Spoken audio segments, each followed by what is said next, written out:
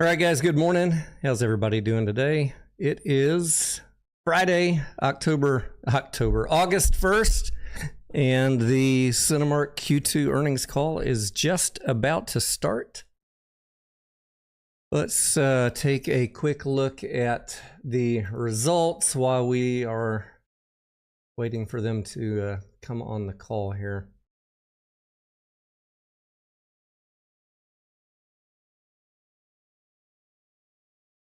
Earnings release, earnings presentation.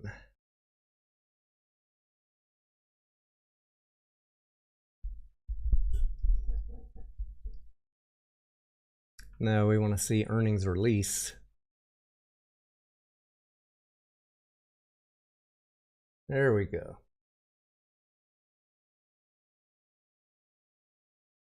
Grew total revenue 28% year over year to $941 million. Reported $95 million of net income and delivered second highest quarterly adjusted EBITDA of all time at $232 million with 24% adjusted EBITDA margin. Generated $276 million in cash from operating activities with $246 million in free cash flow. That is a good foundation to go listen to what they're about to say here. As we shared during our last call in There we May, go. the second quarter launched out of the gates with the record-breaking results of a Minecraft movie, which has now generated over $950 million in global box office proceeds. That film, coupled with a steady stream of highly compelling new releases week after week, ignited a surge of summer moviegoing momentum that propelled second quarter North American industry box office to $2.7 billion, which was up more than 35% year over year. Moreover, the substantial magnitude of that result flipped year-to-date tracking from a 12% deficit versus 2024 at the end of the first quarter to a 14% gain by the end of June. Consumer enthusiasm for theatrical experiences was on full display in 2Q as audiences turned up en masse for films like the genre-defying breakout hit Sinners, the high-flying live-action remake of How to Train Your Dragon, and Marvel's most recent Avenger adventure, Thunderbolts. That enthusiasm also delivered an all-time high Memorial Day weekend at the box office, driven by the lovable Lilo & Stitch, which just exceeded $1 billion globally, as well as an adrenaline-pumping Final Reckoning in Mission Impossible. Furthermore, audiences scared up a thrilling outsized result for Final Destination Bloodlines, a sizable $60 million domestic run for the faith-based film The King of Kings, and a powerful, heart-racing victory lap for F1 that yielded Apple's most significant theatrical debut to date. And that robust moviegoing momentum surged right into July with strong continued carryover from prior month releases, monstrous results for Jurassic World Rebirth, including the franchise's second highest opening of all time, a soaring Superman reboot that has ushered in a bold new era for DC Comics, and this past weekend's big first steps for the Fantastic Four, which opened to rave reviews and nearly $120 million of domestic box office that stretched well past expectations. And while August and September are typically transitional months as box office tapers off with summer vacations winding down and school resuming, several exciting films are still to come in the third quarter, including a resurgence of comedies such as The Naked Gun, Freakier Friday, The Roses, and Spinal Tap 2, The End Continues, more thrills and chills in films like Weapons, The Conjuring Last Rites, and The Long Walk, fresh original titles like A Big, Bold, Beautiful Journey and One Battle After Another, and new installments of The Bad Guys, Downton Abbey, and Demon Slayer. And then the fourth quarter is primed to accelerate once again with a further array of action, comedy, thrills, family fare, and spectacle, including Tron Ares, Mortal Kombat 2, a new take on The Running Man, Zootopia 2, the exciting conclusion to last year's sensation in Wicked for Good, Five Nights at Freddy's 2, and of course, Avatar, Fire and Ash, just to name a few. Looking beyond 2025, the 2026 film slate is already shaping up to be an incredible year. Audiences can look forward to new chapters in beloved franchises like The Avengers, Spider-Man, Minions, Toy Story, Shrek, The Hunger Games, and Mario Brothers, alongside innovative original concepts from visionary filmmakers like Christopher Nolan, Jordan Peele, and Steven Spielberg. This strong lineup of films on the horizon, coupled with sustained consumer enthusiasm for cinematic experiences, underscores our continued confidence in the future of theatrical exhibition. Amid this positive industry trajectory, Cinemark's execution stood out once again in the second quarter, with outperforming results that are indicative of our advantaged market position and the continued impact we are deriving from our strategic initiatives. Our team fully capitalized on the strength of moviegoing during the quarter, sustaining the core structural market share gains we have achieved over the past several years, while further benefiting from a sizable mix of family titles that accounted for 3 of the quarter's top 4 films and more than 40% of 2Q box office. Furthermore, we also continued to realize upside from our efforts to take full advantage of non-traditional programming opportunities, which drove more than 10% of our admissions revenues for the 4th straight quarter in a row, as audience appeal for foreign, repertory, faith-based, content creator, and concert films continues to grow. These collective actions helped us deliver several impressive box office records during the second quarter, including our highest quarterly domestic admissions revenues since the pandemic and our 3rd highest quarterly result of all time. We also achieved our biggest Memorial Day weekend ever, as well as a record high opening for a family film with a Minecraft movie. Importantly, we were able to translate these accomplishments into meaningful overall operating and financial results. Through solid execution and making the most of opportunities to delight our guests, our sensational team grew revenue 28% year over year to $941 million during the second quarter, as we entertained 58 million patrons across our global circuit. Adjusted EBITDA increased a further 63% to $232 million, with over 500 basis points of margin expansion to 24.7%. We're very proud to report that our second quarter adjusted EBITDA marked our 2nd highest quarterly achievement in the history of our company, trailing only 2Q of 2019, which included Avengers Endgame, the 2nd highest grossing film of all time. As mentioned, our ability to consistently generate solid outperforming results is rooted in the differentiated competitive advantages we've cultivated over time, as well as the benefits we continue to gain from our growth and productivity initiatives. Examples include the quality and reliability of our technology, presentation, and guest experiences, the highly loyal customer base we've nurtured for many, many years, and our industry-leading marketing and operating capabilities. For instance, we maintain a heightened focus on making sure our guests receive a premium experience when they come to our Cinemark theaters, regardless of which auditorium they choose.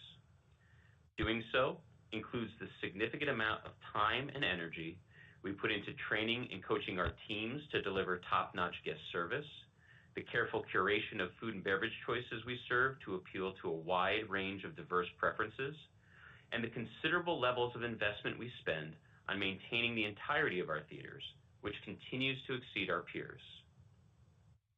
In addition to general overall maintenance, this investment includes further expanding reclining seats across our circuit, which now spans 70% of our domestic footprint and are consistently one of our most highly sought-after amenities. It also includes diligently maintaining our best-in-class xenon projection technology with a staggering 99.98% screen uptime across thousands of showtimes per day, as well as continuing to advance a multi-year conversion to Barco laser projectors that will reach nearly 25% of our circuit by year-end. Altogether, these holistic efforts that benefit the totality of our theaters continue to earn us positive satisfaction scores from approximately 95% of our guests during the second quarter. They also helped us to grow our food and beverage per caps in both the U.S. and Latin America to new highs, with the U.S. exceeding $8 for the very first time at $8.34. Simultaneously, we also continue to lean into growing the volume of upgrades we provide our guests that appeal to audiences who want a further enhanced and differentiated experience. Already today, we offer 315 premium large format auditoriums across our global circuit, 6 ScreenX auditoriums that provide an expanded 270-degree panoramic range of view, and the largest footprint of D-Box motion seats in the world, with installations throughout more than 450 of our auditoriums. During the second quarter, our D-Box revenues reached an all-time high, and our XD PLF screens generated their second highest quarterly box office results ever. Based on this strong demand, we continue to add more PLFs throughout our theaters. We recently executed an agreement to introduce an additional 80 D-Box auditoriums over the course of this year and next, and just this week, we announced plans to roll out 20 more ScreenX experiences by the end of 2026. The investments we've made and continue to make in our theaters, amenities, service, and experiences have earned us tremendous loyalty from our guests. So too has our ongoing focus on creating meaningful perceived value for our patrons and simplifying our customer journey from buying a ticket and concessions to enjoying a film in a plush luxury lounger seat. A great example of doing so is the significant impact we've achieved through our loyalty programs. Members who participate in our free Cinemark Rewards program grew to account for more than 55% of our domestic box office proceeds in the second quarter. Moreover, those who participate in our paid Movie Club subscription program and who are some of our most satisfied customers have driven almost 30% of our domestic box office over the past 2 quarters.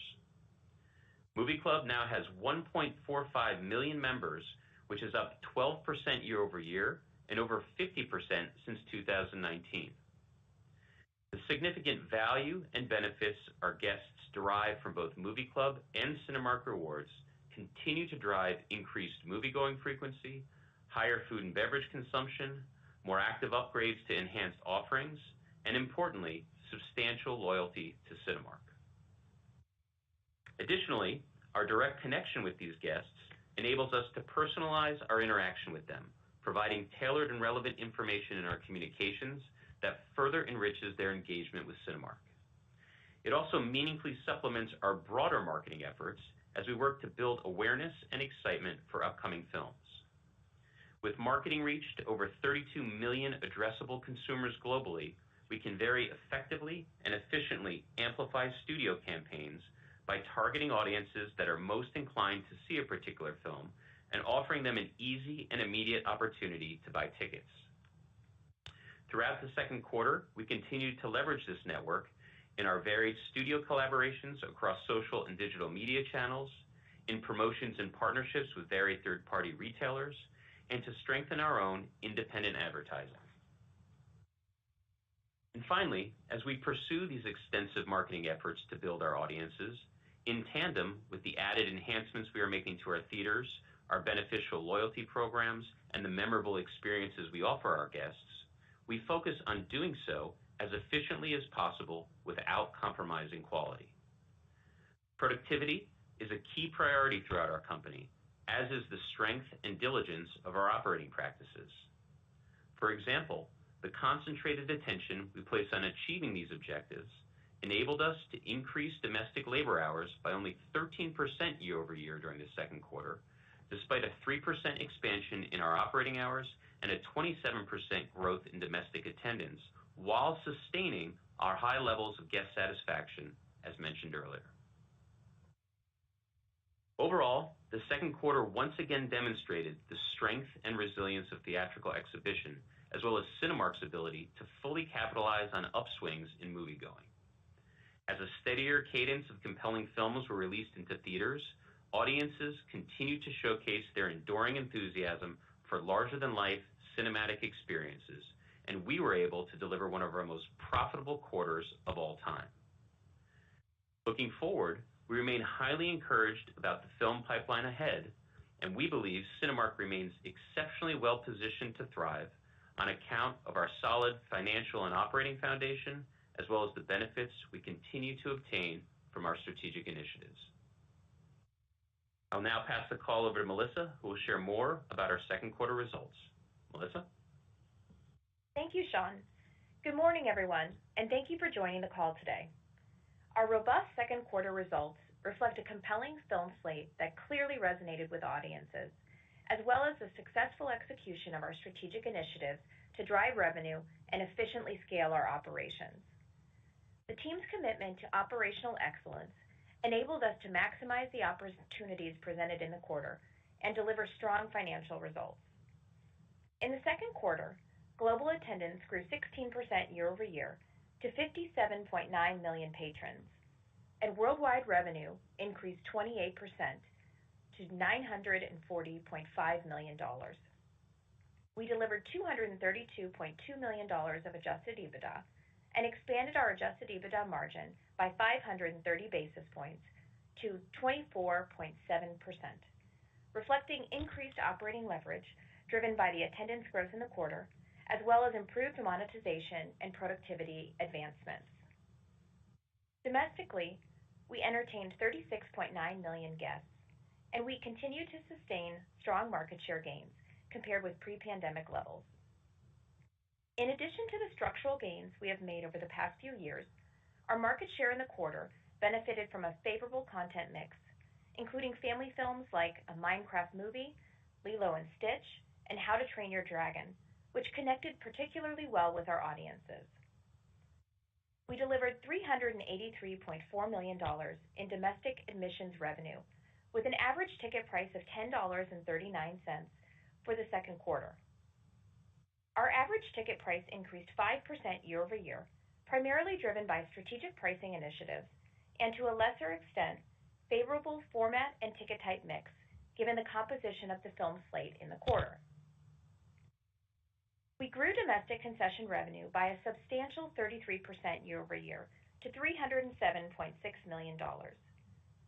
This performance marks a significant milestone for us, as it is the first time we have exceeded $300 million in concession revenue in a single quarter, representing our highest quarterly concession revenue ever.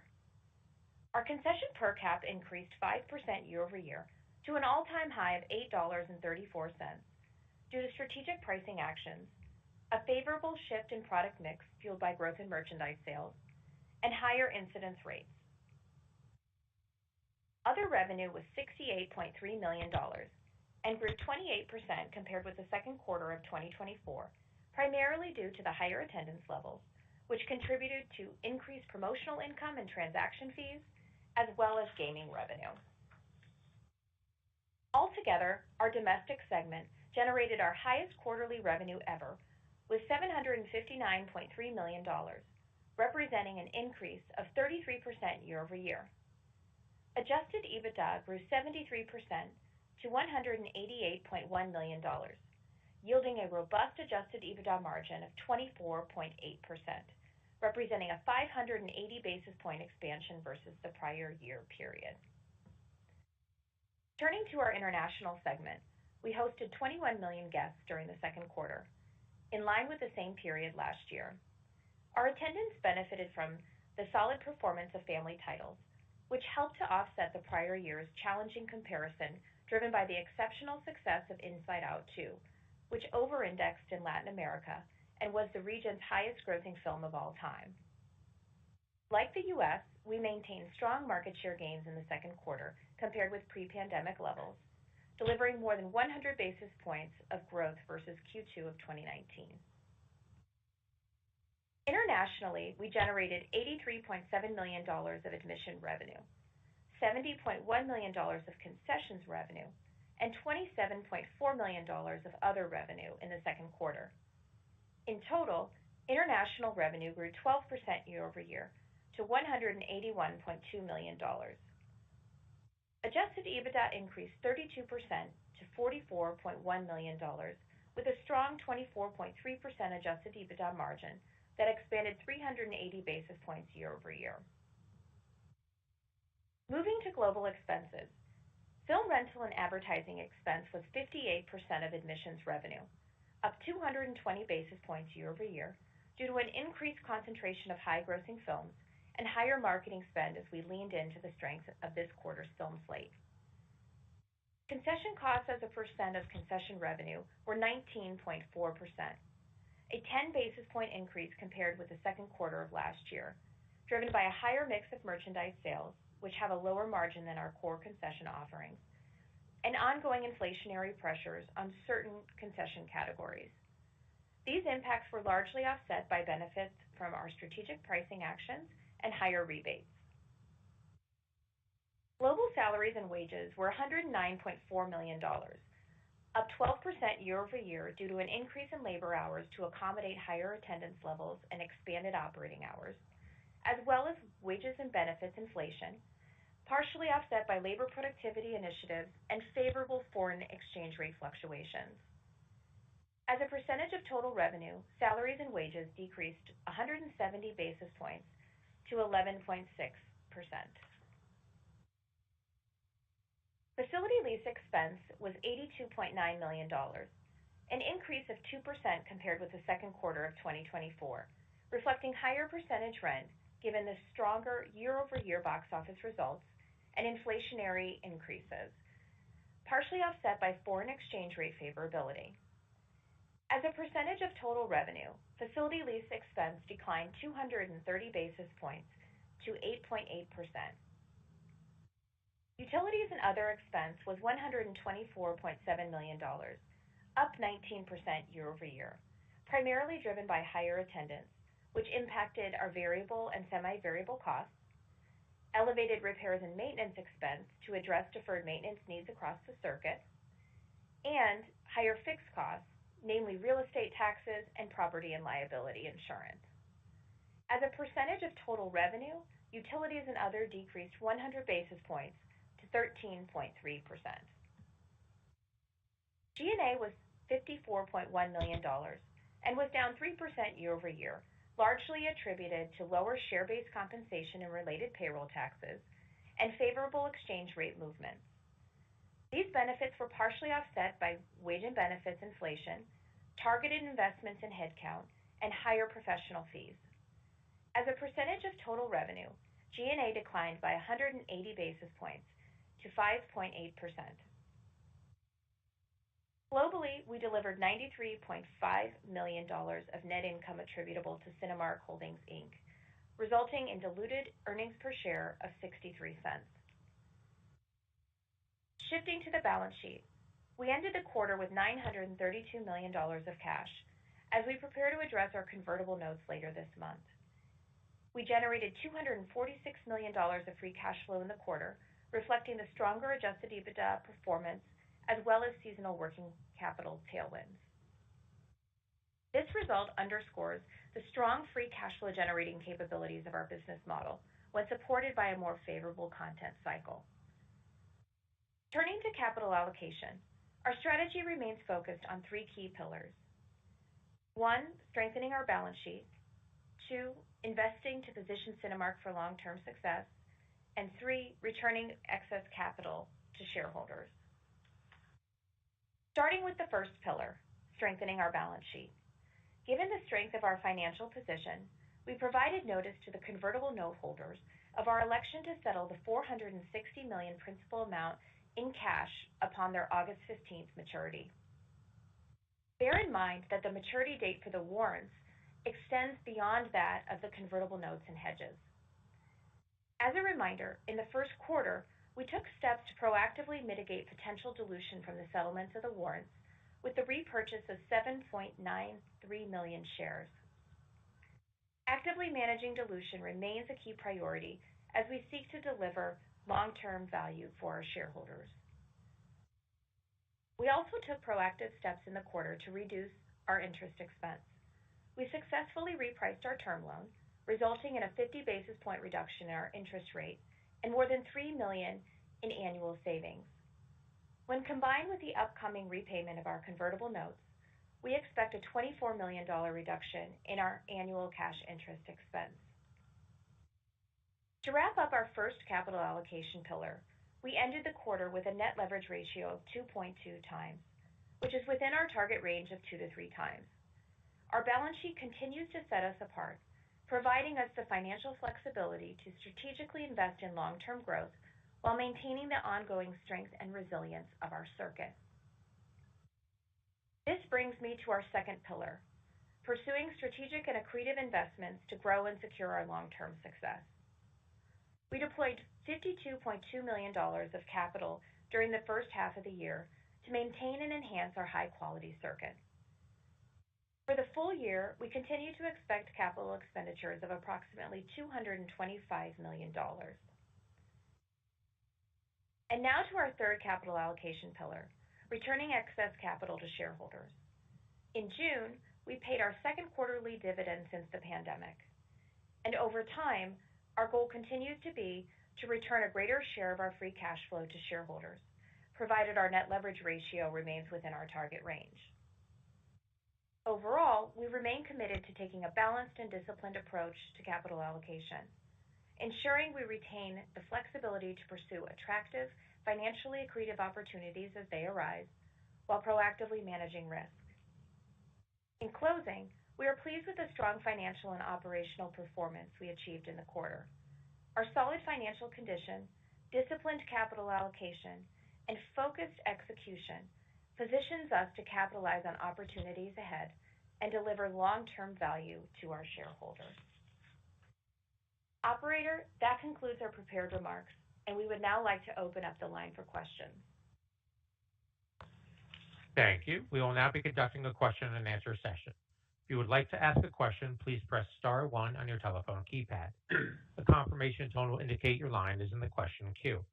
You may press star two if you would like to remove your question from the queue. For participants using speaker equipment, it may be necessary to pick up your handset before pressing the star keys. One moment, please, while we poll for your questions. Our first questions come from the line of Ben Swinburne with Morgan Stanley. Please proceed with your questions. Thanks. Good morning, and thanks for all the commentary on the convert. I want to ask you about the convert and kind of capital allocation, Sean and Melissa. So, it sounds like you're still planning to address the premium with shares. So I want to see if there's any thought about maybe using cash. But assuming you're sticking with the stock approach, is there any potential to accelerate that kind of 1/80th per day settlement through March 12th? And I guess I'm asking because I'm wondering, in terms of your goal of increasing return of capital, which you guys laid out in your deck, do you need to wait for that warrant premium to completely close out to revisit the dividend, raise the buyback, that kind of thing, or maybe not? So that's kind of my first question. And I just wanted to circle up on the big beautiful bill impact for Cinemark. All right. Thanks for the questions, Ben. So starting with the warrants. So our current intent is to settle the warrants in shares. Now, we don't have to make that election until shortly before settlement. Ultimately, our decision will be contingent upon the extent to which the stock price exceeds $22, our cash and liquidity, and potential dilution considerations, among other factors. So just in terms of how we settle that. As you think about, you had the question on acceleration. We do continue to evaluate opportunities to mitigate potential exposure on the warrants. The decision as to whether or not we unwind the warrants early or let them expire over that contractual settlement period is a function of the cost to unwind early, our stock price at that time, as well as future stock price expectations, among other factors. And then as far as your question goes, in terms of will that hinder returning additional capital to shareholders, in the near term, certainly addressing the maturity of the convertible notes later this month, as well as the warrants, is a key consideration for us from a capital allocation standpoint. But the potential for additional capital returns to shareholders prior to settlement of the warrants, that'll depend upon a range of factors, including where our cash position's at, overall liquidity, as well as our net leverage ratio, among other factors. But the board and us as a management team, we continue to assess our capital allocation strategy and the framework, and that includes size of the dividend as well as potential for share buybacks as we look to deliver long-term value for shareholders. Got it. And then I just wondered, oh, sorry, Sean, go ahead. Anyone? Oh, no, I didn't say anything. Oh, hi. Okay.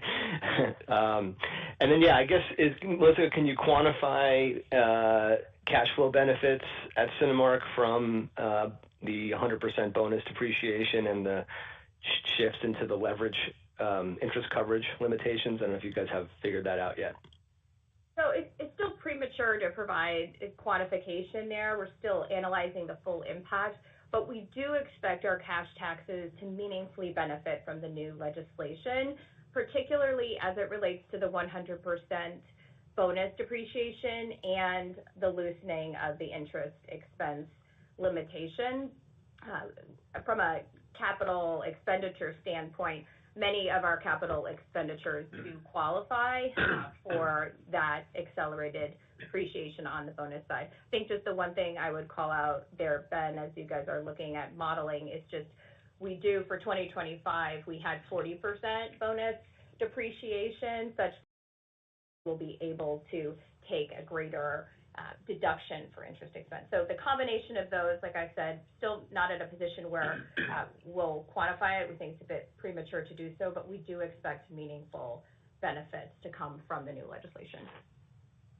Great. Well, now we've covered all the boring stuff, so thank you so much. Thanks, Ben. Thank you. Our next question has come from the line of David Karnovsky with the J.P. Morgan. Please proceed with your questions. Hey, thank you. Sean, I wanted to see if you could just expand a bit on your PLF strategy. For instance, what kind of drives your decision to roll out more D-Box and ScreenX as opposed to XDs? And then we wanted to just get your view on some reports that surfaced a couple of weeks ago that you and others were looking at. As mentioned during the prepared remarks, our focus is on making sure that the entirety of coming to our theaters feels like a premium movie-going experience, regardless of which auditorium our guests ultimately choose. That focus, again, applies to our service levels, our reclined seats, our cleanliness, our maintenance, our food and beverage offerings, et cetera. In our experience, these types of broad attributes and amenities that reach all audiences and drive they tend to drive higher overall perception of value, which ultimately leads to increased movie-going frequency and loyalty across all categories of films, big and small.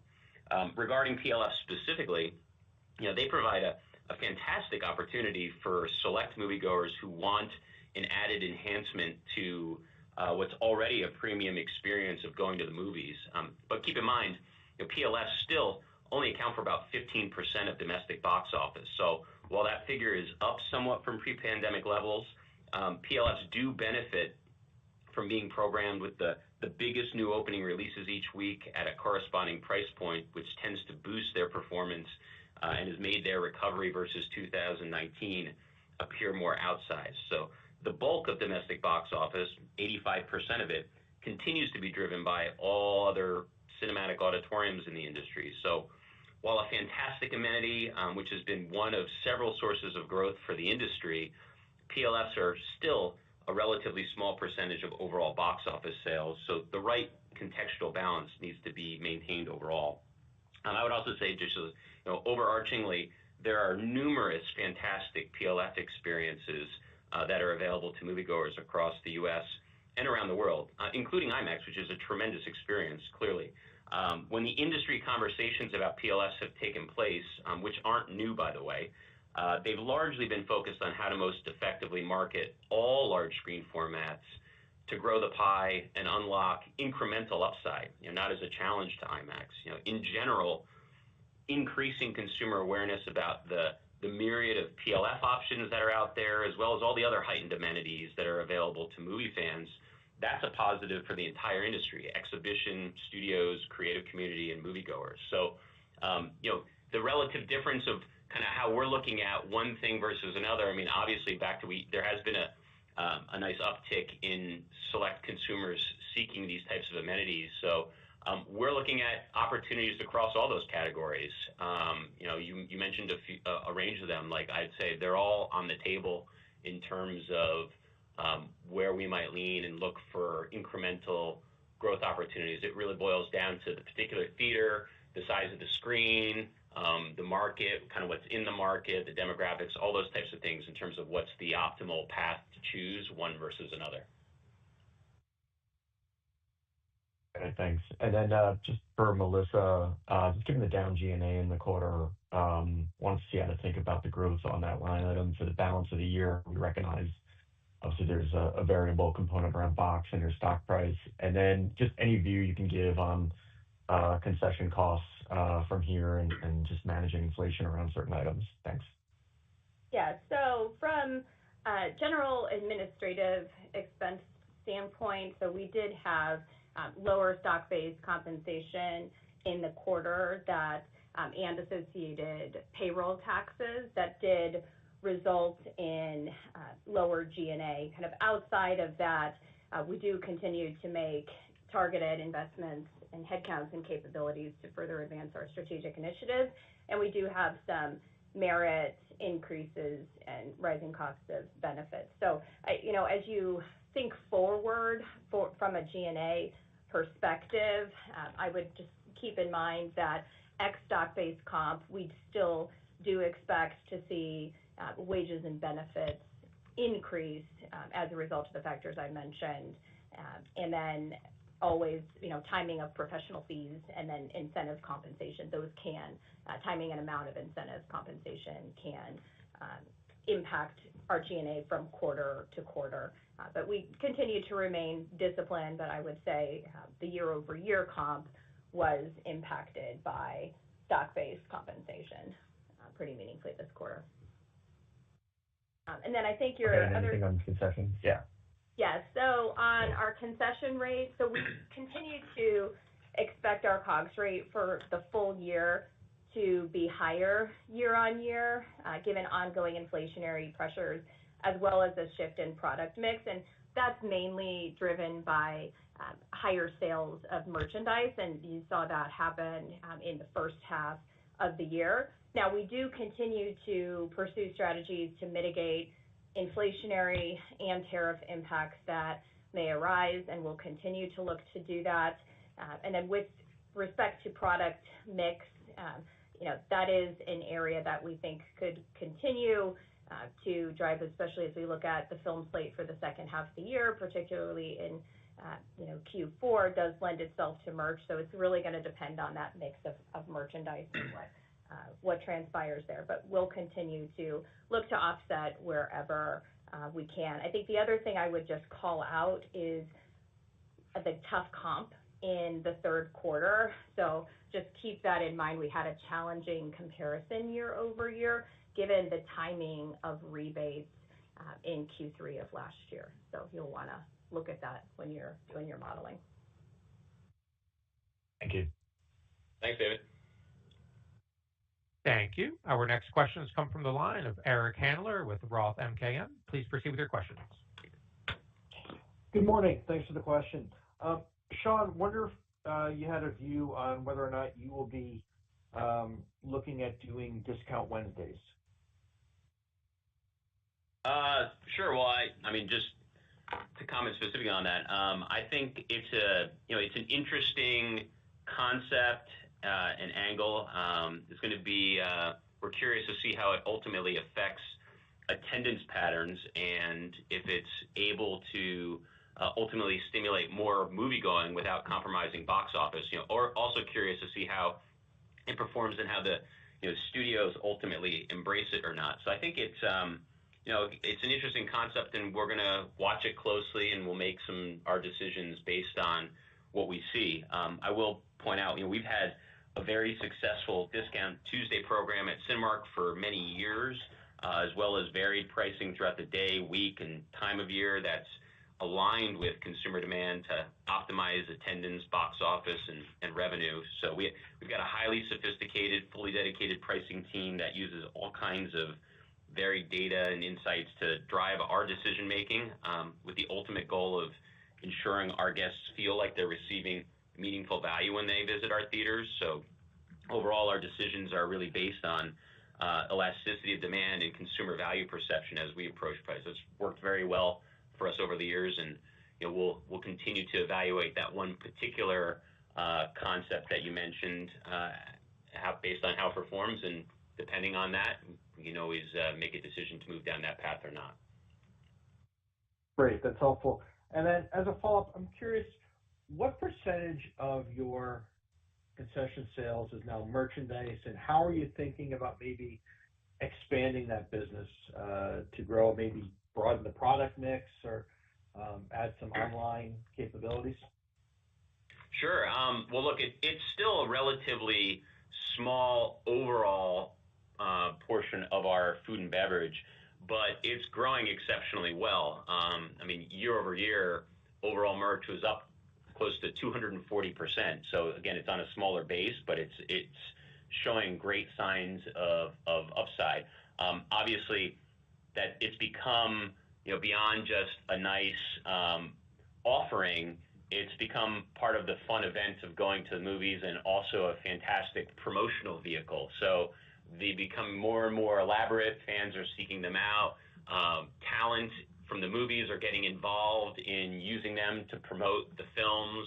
So it's just become more and more part of the fun of going to the movies. So we're very encouraged about what we're seeing really over the past couple of years with the growth, and we think there's still more to come.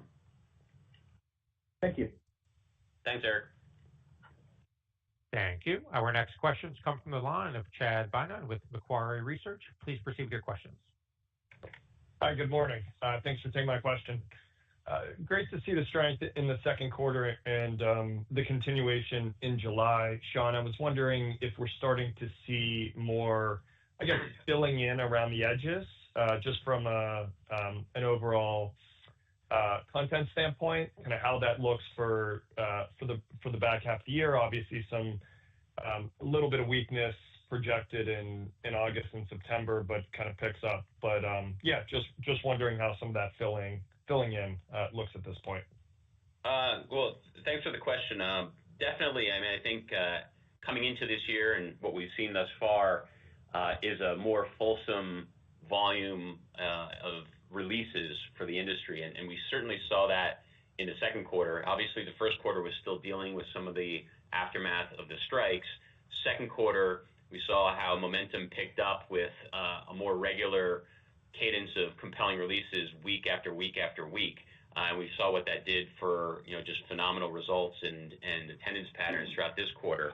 Yes, kind of mentioned naturally the normal way movies get booked in the industry, August and September tends to be dethrottle a little bit, but year end, it looks like one of the most compelling fourth quarters we've seen since the pandemic, with the volume of movies that are coming out. The last couple of years between the pandemic and the strikes, more of the larger films got packed into the summer, and year end wasn't as significant as it typically would be from a larger film release perspective. This year, we've got a really strong fourth quarter coming, so we're really excited to see how the lineup of films plays out. Certainly, as we get later into the second half of the year, and we've had a nice July to kick things off, at least for the third quarter. Great, thanks. And then somewhat related, just in terms of international, I know the booking periods are slightly different. So it was a very family-friendly film slate up here in North America for Q2. Was that the same in international, or were some of these pushed into later periods, just in the context of that market being more flat versus all the growth that we saw up here? Sure. Well, we were very pleased with the results of Latin America for the second quarter, and it is a little nuanced, as you kind of point out. I would say the profile and release timing of the films was similar, but there were a few differences when you look at just how the totality of the slate performed in the U.S. relative to LATAM.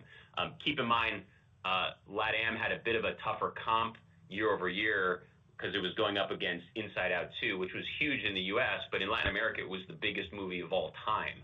So that was just a huge comparison. It would be flat year over year with that comparison in there. We look as a real positive. A couple other things. Minecraft did exceptionally well in Latin America. However, in the U.S., it was that much higher of a cultural phenomenon. When you look at Lilo and Stitch, which also did well in both markets compared to Minecraft, in the U.S., the difference between the two were about 6% in box office.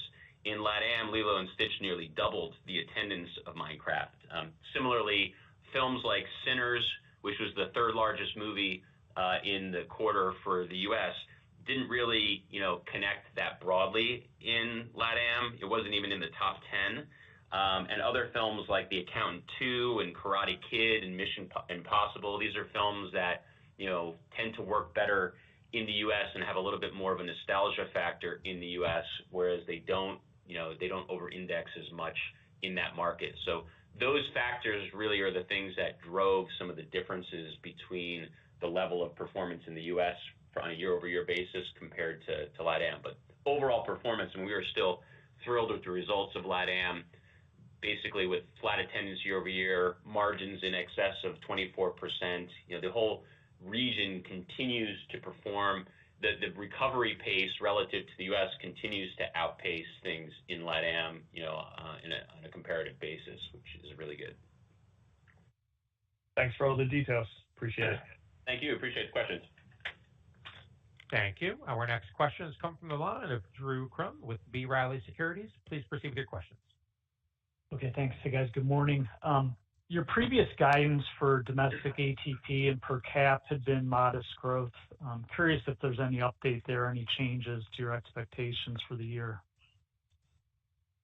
Thanks for the question. So with respect to average ticket prices, we continue to expect modest growth year over year for full year 2025, and that's, again, driven by strategic pricing opportunities as well as expected increase in premium format mix, given our anticipations around the strength of the film slate.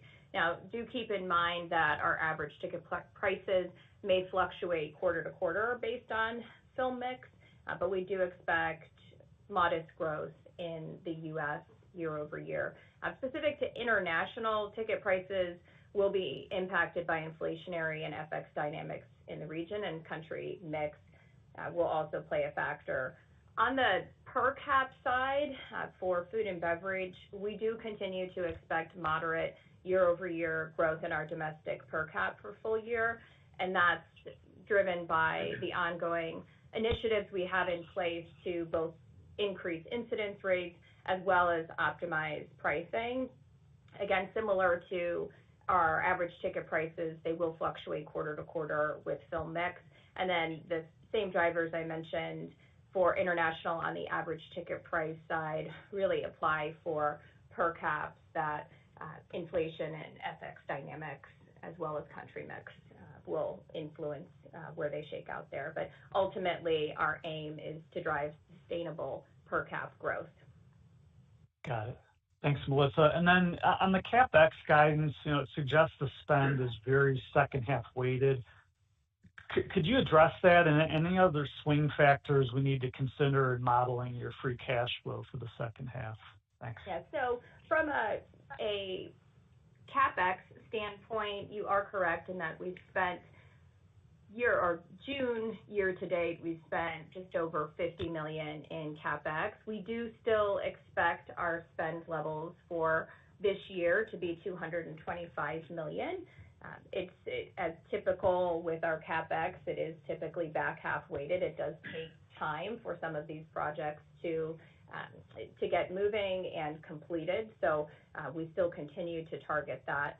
As you think about free cash flow generation for the second half of the year, in addition to cash flow timing, the other thing that I would suggest is just the working capital dynamics of our model. So remembering that for Q1 and Q3, we typically have working capital headwinds, just given the dynamics between when box office is generated and when our film rental payments are made. In addition to that, our interest payments are more heavily weighted to the first quarter and third quarter of the year. And then in addition to that, we had kicked off the Q&A with a question around cash taxes. So we had previously conveyed on a call that we had expected cash taxes to meaningfully increase in 2025. However, now that we stand to benefit from recent tax litigation, while we're still quantifying those impacts, we're not expecting that same level of increase that we were previously anticipating. So those are the kind of puts and takes specific to the second half, as well as, of course, box office and attendance that will be the biggest driver. Yep. Okay. Thanks so much. Thanks, Drew. Welcome to the call. Thank you. Our next questions come from the line of Robert Fishman with MoffettNathanson. Please proceed with your questions. Good morning. One for Sean and one for Melissa, if I can. Sean, after the box office success from F1 that you discussed in your prepared remarks, just curious if you've heard anything directly from Apple about their intentions to ramp up the potential number of theatrical releases in the year ahead. And then on a related note, any updated thoughts on Netflix changing its theatrical strategy, especially with their recent Happy Gilmore 2 release, which I think we can all say would likely have been a pretty big box office hit. Sure. Well, thanks for the questions, Robert. Obviously F1 was a big important film for Apple, and we're just thrilled with the success that they had, releasing that. The help of Warner Brothers, it's just been it was a fantastic movie and a fantastic result.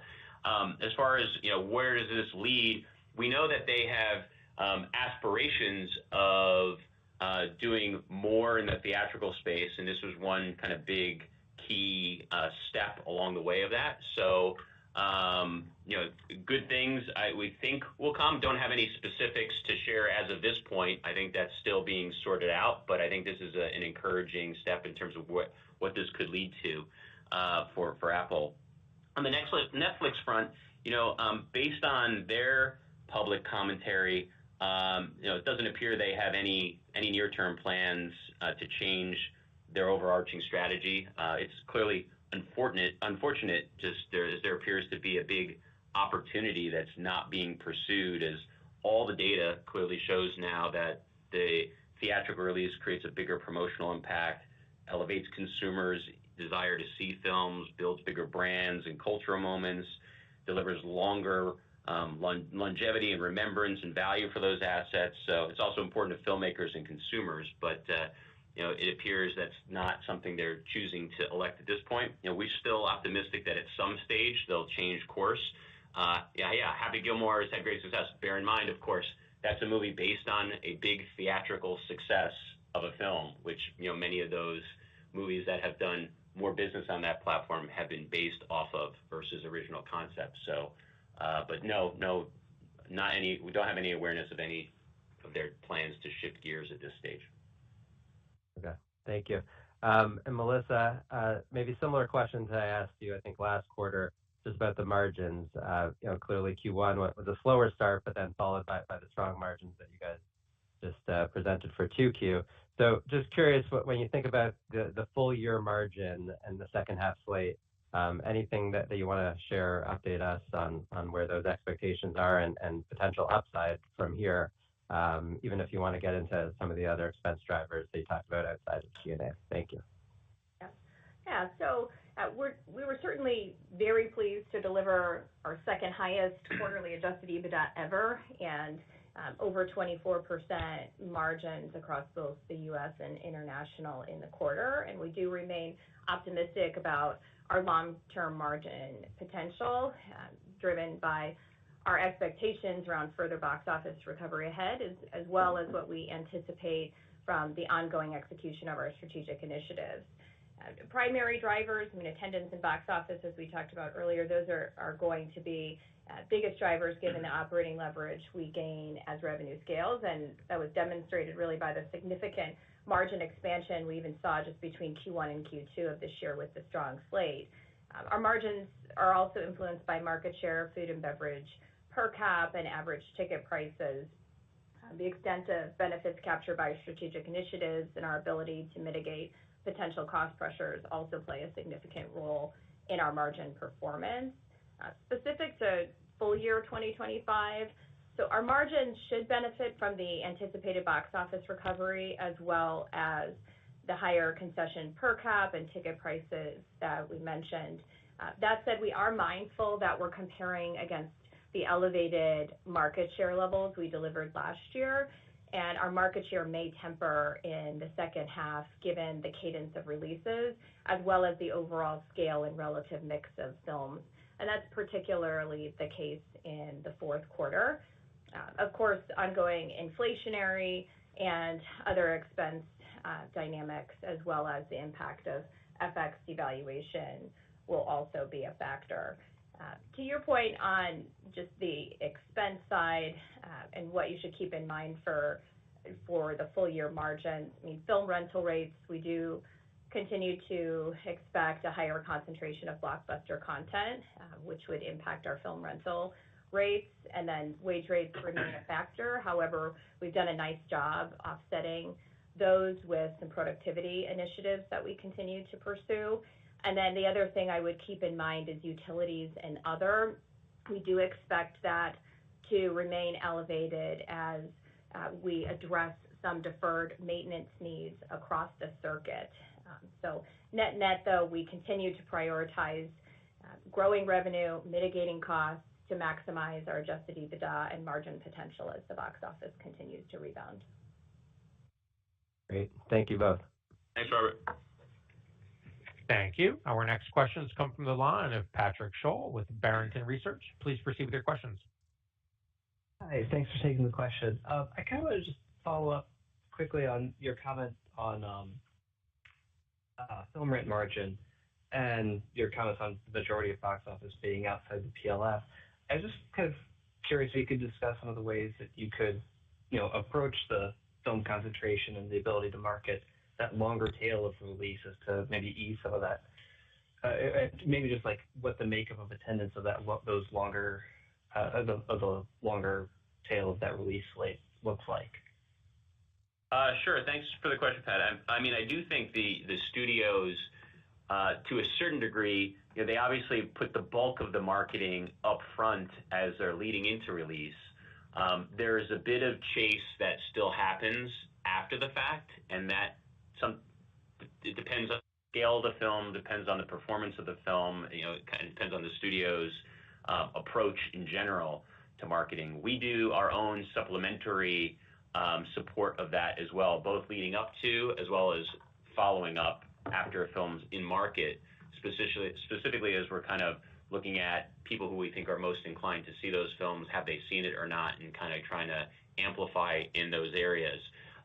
The ability to actually kind of strategically do that to try to affect film rental, I'm not sure that is kind of the driving force. It's really more how do we just capture the most box office performance and attendance out of that movie, whether it be up front or downstream. And some of that is just kind of the natural play through word of mouth, that kind of percolates in terms of what people are saying about how they like the movie.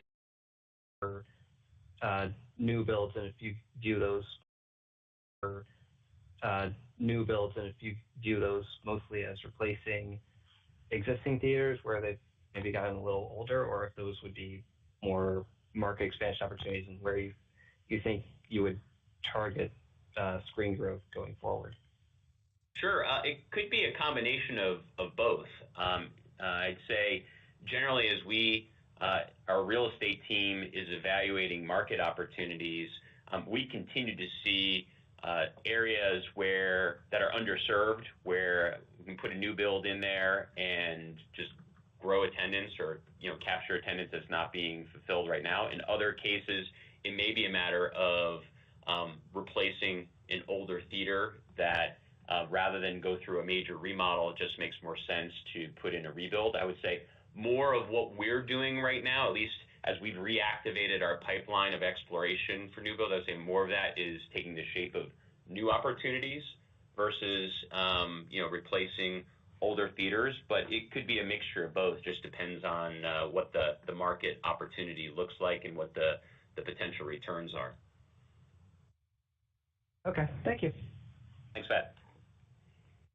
Thank you. Our next questions come from the line of Eric Wold with Texas Capital Securities. Please proceed with your questions. Hey, thank you. Good morning.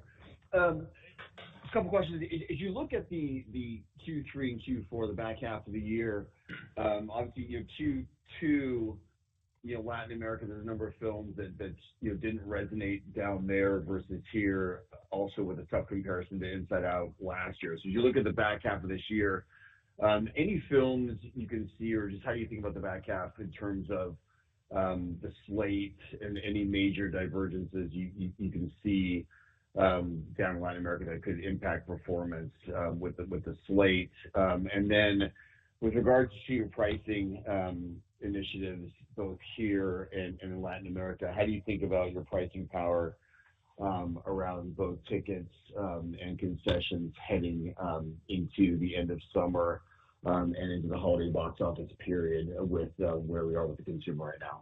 Thank you. Sure. Thanks, Eric. Yeah, the second half of the year, as far as the profile of the films for LATAM, I would also say similar to kind of what we've seen recently, it's a little bit of a mixed bag of things. There's a range of films that we think will resonate really well and perform probably in line, if not better than the U.S. And there's a handful of films, conversely, that will likely over-index in the U.S. I mean, some examples, Superman, which already released, performed very well throughout the region, but it under-indexed the UX a bit, similar to what we've seen in other international markets. Title in the third quarter, like The Conjuring, will do really well, whereas films like Freakier Friday, Naked Gun, Bad Guys 2, we expect those will likely over-index in the U.S. in comparison to LATAM. As we move into the fourth quarter, similarly, again, family films, horror films, those tend to work better in the region than sci-fi and fantasy and things of that sort. So movies like Zootopia 2, Five Nights at Freddy's 2, we think they'll resonate extremely well, while other films like Wicked for Good, The Running Man, Mortal Kombat 2 to a certain degree, Tron Ares, like these are films that we expect will work much better in the U.S. And to a lesser degree in that market. So it's really a mixture, and then it's just going to depend on the nature of how, in the totality, those films compare one relative to another in terms of what the full composition of box office winds up being. The only other thing I would say is from a timing standpoint, which is a question asked earlier, a film like SpongeBob, which is a good family film for that market, that has shifted to 2026 for Brazil, Argentina, and Chile. So while that will all happen in the U.S. and North America in the fourth quarter, it'll fall into the first quarter for those countries.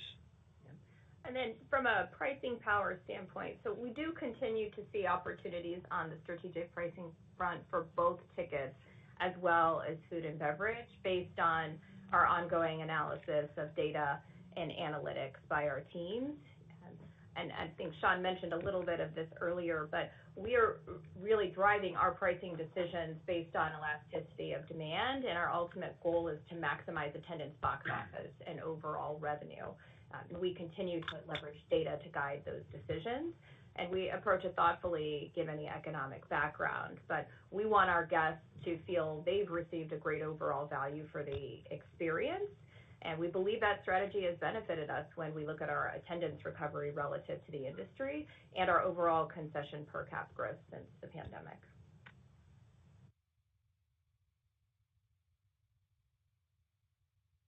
All right.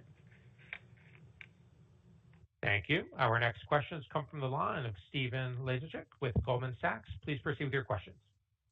Hey, great. Thank you for taking the questions. Maybe first on market share.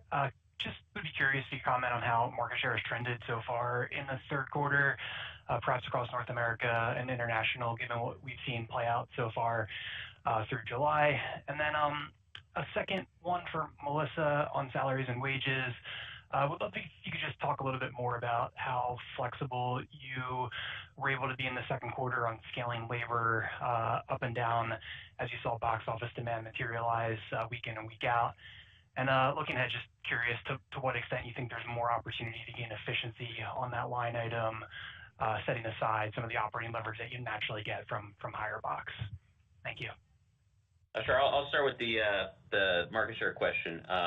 And just speak a little bit more broadly. First half, We're thrilled with our market share results. They exceeded our expectations, clearly with a high mix of family films that outperformed, as well as kind of a balanced spread of the outperforming films throughout the quarter, which minimized us hitting our capacity constraints, particularly during the second quarter. We continue to expect to sustain our 100 basis points or so of structural gains going forward. And obviously, the quarterly content mix and volume will fluctuate a bit. As we shift to the second half, we do think that could temper a bit. Third quarter, share has been performing well. I think we'll see how the spread works. It's obviously a slightly less congested overall quarter, which could work in our favor. Fourth quarter, we could see it perhaps tempering a bit more with a higher volume of blockbuster releases that are kind of concentrated in a bit more proximity of release dating, as well as a higher concentration of just sci-fi and fantasy skewing films, which tend to kind of skew a little bit lower for our circuit than those family films and those horror films and kind of more real action types of titles. And then on the salaries and wages side, so we were really pleased domestically. Our salaries and wages were up only 12.5% on 27% attendance. So we did a nice job. We've put tools in place that allow us to flex our labor hours up and down based on anticipated attendance levels week to week, as well as our operating hours. So what you're seeing is that our labor hours are flexing, but not necessarily at the same rate as attendance, which has benefited that labor line item. So we feel good about our ability to continue to flex labor and respond to changes in box office and attendance. Now, there are times where, and you see this on an international, where we have less flexibility on the international side as box office deviates from our expectations. So there, just by way of local labor laws, we do have less flexibility to adjust on a more real-time basis. So you saw a bit of that in the second quarter come through on international salaries and wages because they were comping Inside Out 2 from last year, where that just over-indexed in Latin America and outperformed our projections. So there was favorability last year as a result of that, and we comped that this year. But all in all, we continue to focus on labor productivity initiatives and building those tools and processes that allow us to continue to drive productivity as the box office scales. Thank you both. Thanks, Ian. Thank you. Our next questions come from the line of Omar Mejias with Wells Fargo. Please proceed with your questions. Good morning, and thanks for the question. Sean, maybe first, in the past, you've talked about actively capitalizing on market opportunities and potentially adding new assets. Just wanted to get your updated view on M&A opportunities to continue to expand the footprint, and if there's any interest in enhancing your presence in major urban markets. Sure. Thanks for the question, Omar. Yeah, I mean, as we look to further optimize our circuit and grow, M&A is certainly one of the potential channels that we look to do so. So it's something we're open to. We do tend to prefer deepening penetration in the markets we already have presence, to leverage our existing infrastructure and relationships and market knowledge, but we obviously also consider other factors like scale and strategic importance and competitive positioning and market profile, and getting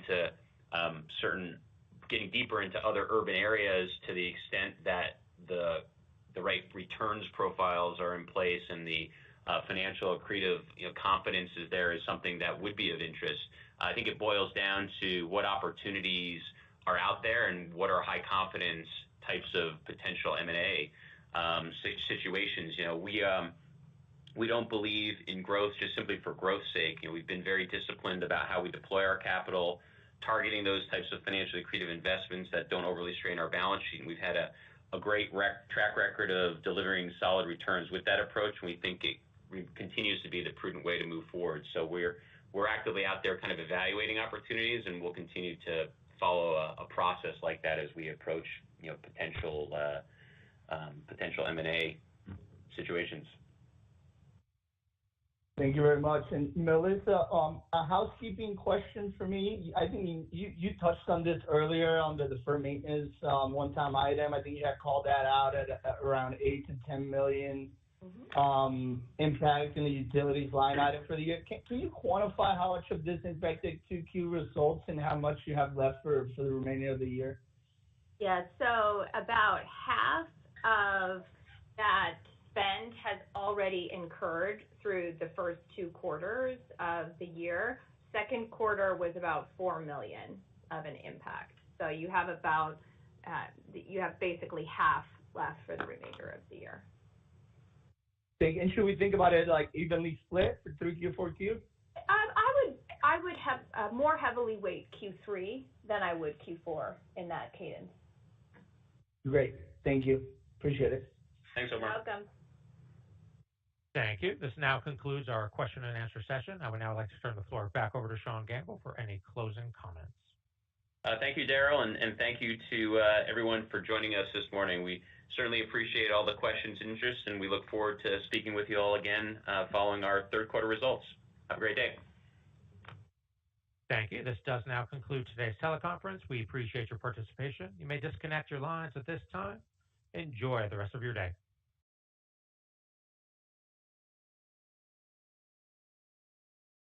All right. That wraps up the Cinemark Q2 earnings call. Lots of Q&A, even some new analysts if you were paying attention. Coming up in about 1 hour and 15 minutes, we have another live stream scheduled. We'll be listening in to the Marcus Corp earnings call. They did already post their numbers. Numbers are up. Numbers are looking good. I want to hear what they have to say about Q2 and the rest of the year and whatever questions the analysts might have for Marcus Corp. So maybe we'll see y'all back if you are free to listen in around 10 a.m. Central. And then once all 3 of these are done, I'll put out the recaps. And we got, 10 days to wait for AMC. So thank you for joining in this morning. And we will see you guys back shortly.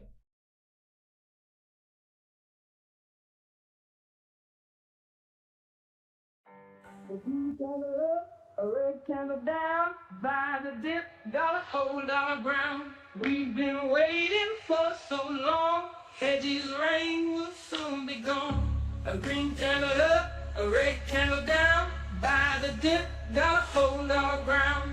Hedges gains are dead and gone, but the shorts we're going on.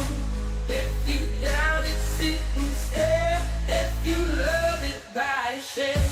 A green candle up, a red candle down by the dip, gotta hold our ground.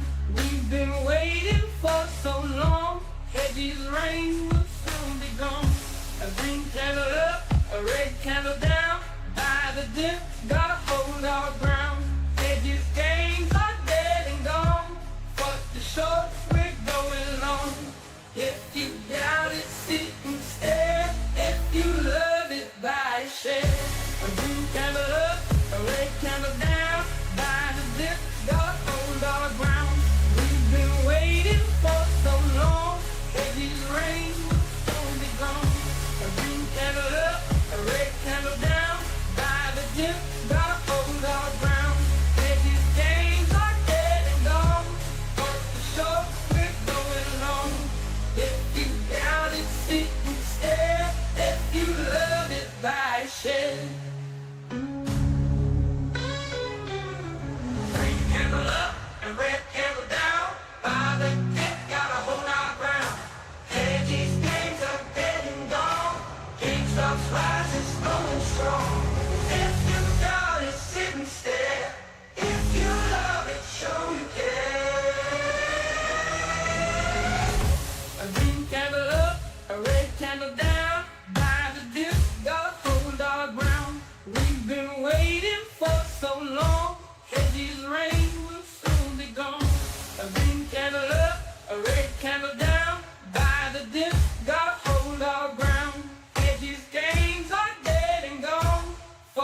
short, we're going long. A green candle up, a red candle down.